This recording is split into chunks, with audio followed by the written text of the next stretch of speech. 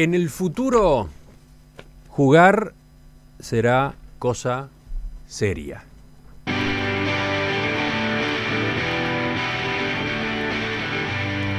Podría decirse que por ahí va la profecía que trae a este nuevo encuentro Genexus el brasileño Marcos Abellón. Marcos es director de Q2L, que en realidad es la forma de simplificar el nombre completo.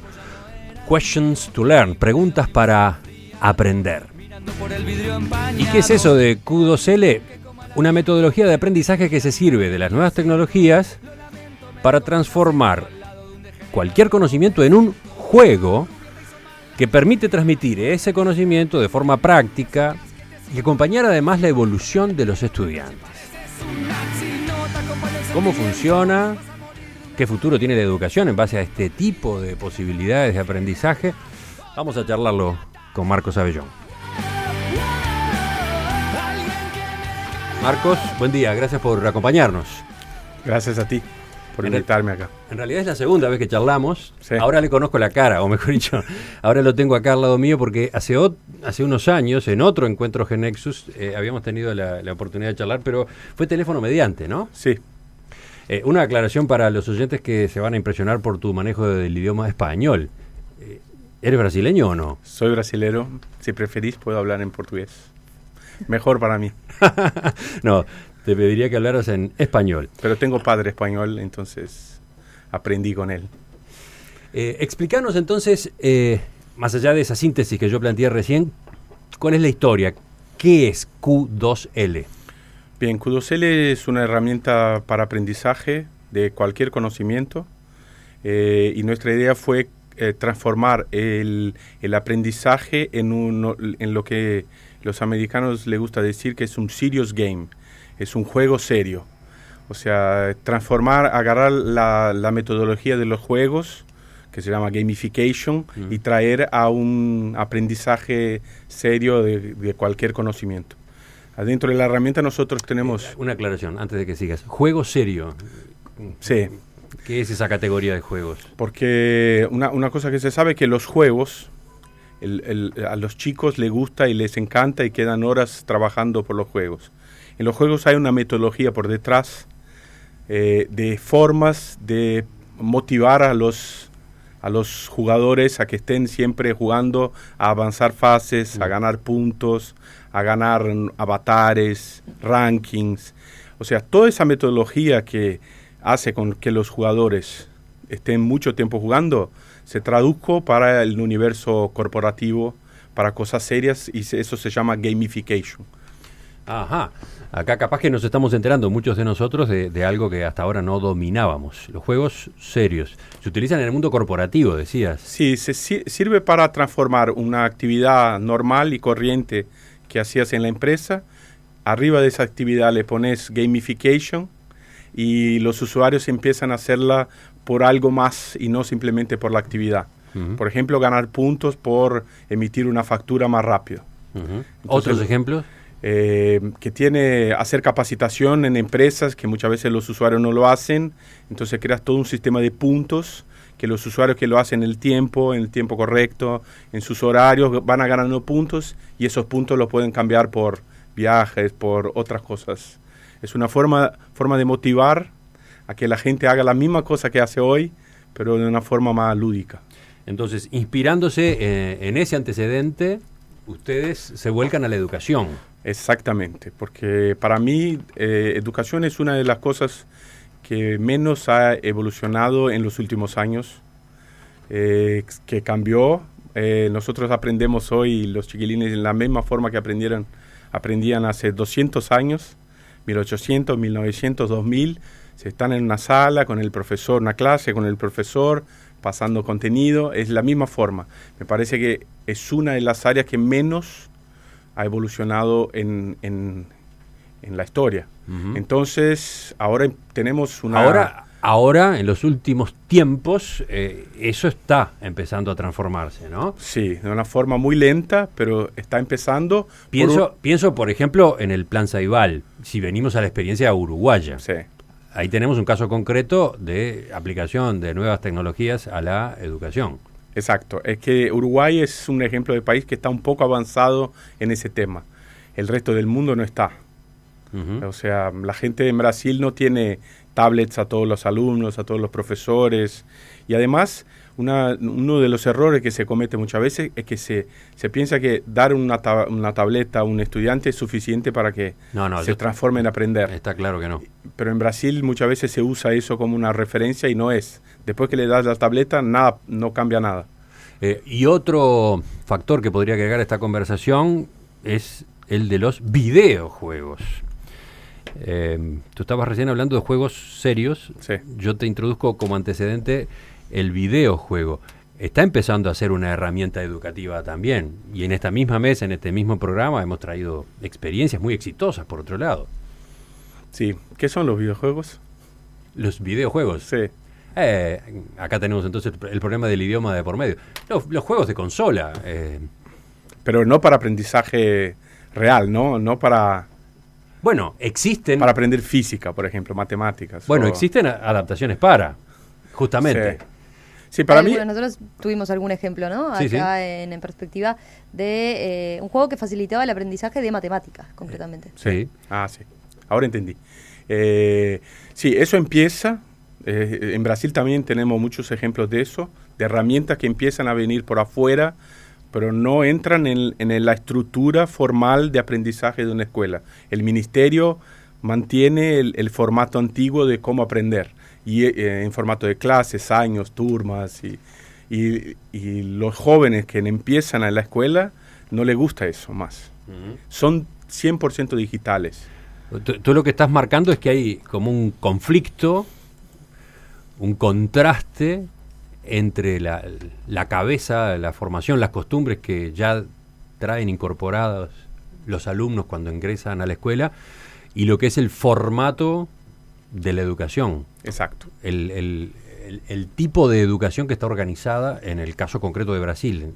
Exacto. Estamos exactamente en el medio del conflicto. Ajá. Porque la generación que está entrando a la escuela desde el 2010 es 100% digital. Ajá.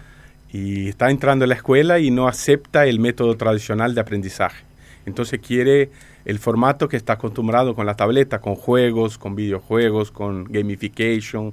Quiere aprender de una forma diferente, distinta, en sus horarios, de su forma, y el formato tradicional le obliga a otro formato. En medio de esa tensión aparecen ustedes. Sí, nosotros queremos meternos ahí. Pero lo hacen con mucha cautela, porque yo he escuchado algunas de tus charlas y tú puntualizás que esta herramienta de la que estamos hablando ahora es un complemento para comprender contenidos específicos, que no es ella una fuente en sí misma de conocimientos. Sí, exacto. O sea, no quiero cambiar la estructura que hay hoy, pero quiero mostrar que se puede hacer de otra forma. Ajá. Se puede usar a Q2L como una herramienta de aprendizaje hasta cambiando todo el formato tradicional que existe hoy. Ajá. Pero dando al alumno la oportunidad de aprender cuando quiere, con sus horarios, con su forma. Al profesor cambiarlo de la posición de ser un pasador de contenido solamente en la pizarra y todo eso. Y sí decir, mira, el contenido está dispuesto en la web, está todo disponible en Google, en la herramienta Q2L, está disponible, y que el profesor actúe como un tutor del alumno. Ese podría ser ¿cómo decirlo? El funcionamiento al final de este proceso. Se podría ir hacia allí. Sí, nosotros ya estamos en las escuelas que estamos trabajando en ese formato. Ajá. Los profesores al principio no les gusta porque piensan que van a perder el lugar, y después ven que dejan al alumno aprender y utilizan la clase para hacer ese trabajo de coaching, tutoría y todo eso. Romina te está escuchando con mucha atención acá en la mesa y supongo que igual que yo quiere conocer algunos ejemplos, ¿no? Sí. Sí, a ver, ¿en qué caso se está aplicando? O quizás antes, para que lo entiendan los oyentes. ¿Se puede resumir que Q2L es como un sistema que genera juegos de preguntas y respuestas? ¿Esa es una síntesis correcta? Sí. Al principio Q2L nació como una herramienta solamente de preguntas y respuestas. Después del primer año entendemos que solamente preguntas y respuestas no era necesario, nosotros empezamos a poner todo el contenido de la materia, del conocimiento. Hoy nosotros adentro del Q2L tenemos 3 conocimientos adentro nuestros, que es para aprender inglés, para aprender español y para aprender las materias de secundaria. Matemáticas, física, química, literatura, gramática, biología, geografía. Decía, lo están empezando a explicar a aplicar en escuelas de secundario. Bien. ¿Y en qué otros ámbitos se puede usar? Nosotros ahora empezamos a utilizar para aprender GeneXus, por ejemplo. Todo el conocimiento que está disponible en la web, con videos, con textos y las preguntas, agarramos ese conocimiento y estamos poniendo adentro del Q2L para que un usuario pueda aprender GeneXus de cero o pueda aprender las novedades de una nueva versión de GeneXus. O sea que ahí estás aplicando el Q2L para que se aprenda a manejar un software. Un software. Un software muy especial, GeneXus, que es a su vez un software para generar software. Exactamente. Y el Q2L es generado en GeneXus. Está hecho se cerró el círculo. Se cerró el círculo. Se aprende. Entonces, ya tenemos entonces algunos ejemplos de áreas en las cuales esta tecnología que ustedes han desarrollado se aplica hoy. Sí. Pero vayamos a una de ellas, cualquiera, no sé, el idioma español, con el que te mueves tan bien. ¿Cómo se encuentra un alumno frente a la asistencia de Q2L en este caso? Bien, Q2L lo que hace es, una vez que tenés el contenido, ¿qué es el contenido? Son los textos, los videos, los links, todo relacionado a la materia de español, divididas en capítulos, adjetivos, preposiciones, todo lo que se aprende en un libro. Los capítulos de un libro tenemos ese contenido adentro del Q2L. Para cada capítulo tenemos las preguntas fáciles, medianas y difíciles. Y con ese contenido, Q2L genera, hay 4 modos de aprendizaje. Uno que es un juego, que nosotros llamamos juego, que el usuario va pasando fases, va aumentando la dificultad en cada fase que pasa y la aprobación empieza con 50%, después 60, 70, en cada fase va más difícil y las preguntas se van quedando más difíciles. O sea, es un juego que te hace que al principio es más fácil y después tenés que estudiar para ir pasando las fases. Y en ese proceso de juego vas ganando avatares, conquistas, ranking, te vas comparando con otros usuarios, podés hacer un duelo, ¿se dice duelo? Contra alguien, sí, un duelo. Un duelo contra otro usuario, decir, quiero hacer un duelo contra vos en español intermedio. Y quiero solamente preguntas difíciles. Entonces se cambian las monedas que ganaste con el juego y esos son todas formas de motivación. Ese es el juego. Después tenemos otro formato que es aprender el contenido capítulo a capítulo. El usuario va al capítulo, ve los textos, los videos y responde preguntas de ese capítulo. Y tenemos otro modo que los que estamos promocionando mucho ahora, que llamamos plan de estudio. El usuario arma su plan de estudio diciendo quiero aprender lunes y martes de las 3 a las 4 español básico, miércoles y jueves español intermedio de las 5 a las 6 y la herramienta a través de los smartphones le tira el contenido que tiene que estudiar, las preguntas que tiene que hacer y por atrás hay una inteligencia, no es artificial, pero es una inteligencia para saber qué pasar a cada estudiante en ese momento de estudio. O sea, esas son las formas, o sea, del mismo contenido de preguntas tenés formas distintas de aprender. Sí. Puedes hacer 1, 2. Imagino que una de las posibilidades que trae esta tecnología es la de estudiar a distancia. Sí. O por lo menos dividir el estudio entre lo presencial en clase y el trabajo en la casa o incluso muy lejos de la escuela. Sí, lo podés hacer en clase, con Q2L, lo podés tener como mitad de la clase o podés aprender 100% a través de Q2L. O sea, no sería necesario estar en una clase para aprender, porque con los videos y con la información que tenés puede sustituir un aprendizaje tradicional. O sea, puede ser una enseñanza a distancia, como llaman. Debe haber en nuestra audiencia en este momento docentes a los que se les están parando los pelos de punta, ¿no? Sí, ¿Cómo es eso que se puede aprender solo con esto? Sí, para mí eso es una cuestión de estadísticas.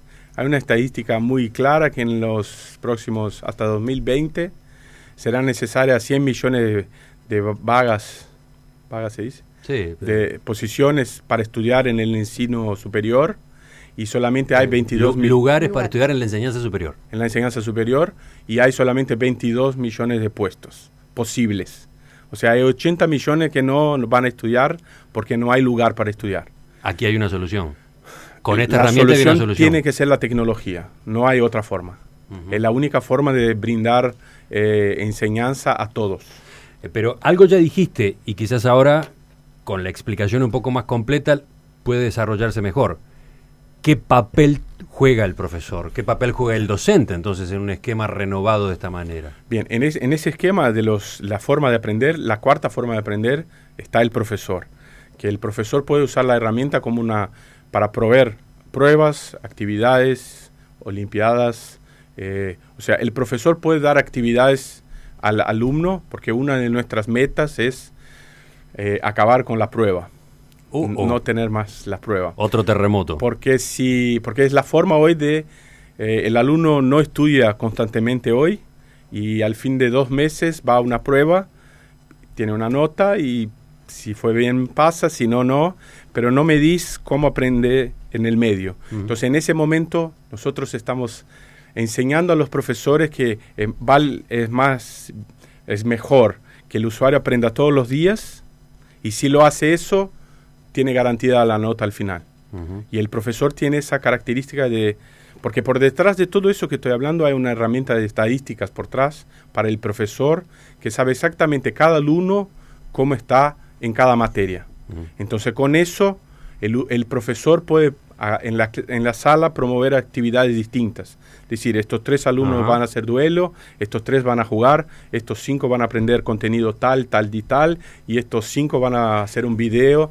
O sea, el profesor es como es exactamente lo que quiero, como hace un profesor de doctorado.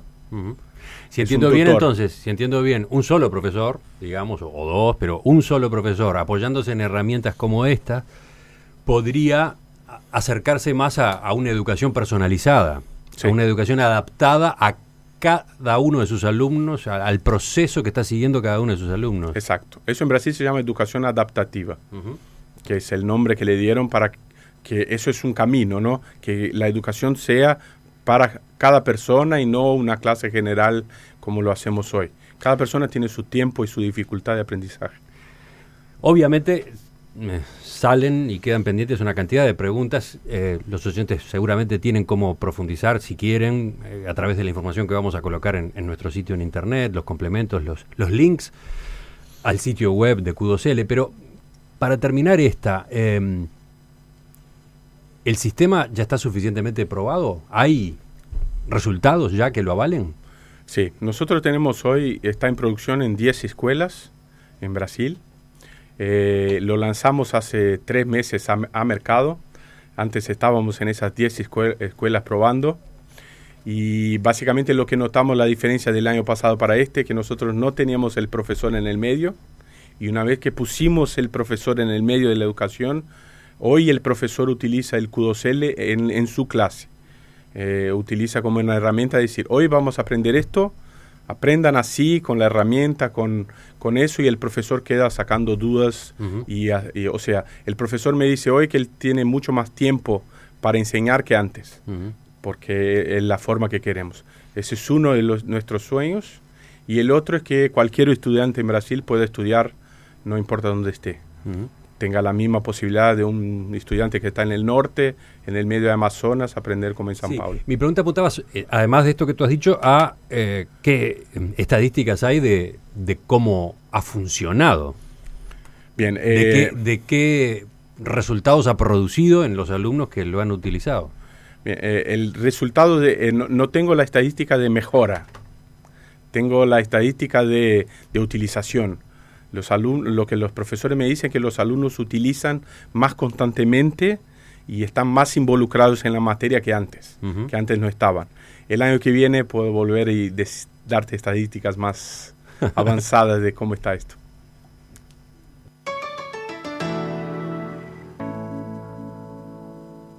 El año que viene puedo volver, dice Marcos Abellón, y tengo la impresión de que va a volver, porque lleva 20 años viniendo a los encuentros Genexus, ¿no? Sí. De los 25, ¿has estado en 20? 20. Bueno, gracias por acompañarnos esta mañana. Creo que el tema da para mucha reflexión y discusión, así que nos vino ideal. Estoy seguro que muchos de nuestros oyentes van a tomarlo, van a averiguar, van a estudiarlo y tendremos alguna chance más adelante de hacer un intercambio nuevo, ¿de acuerdo? Sí, muchas gracias a ustedes. Hasta la próxima, Marcos.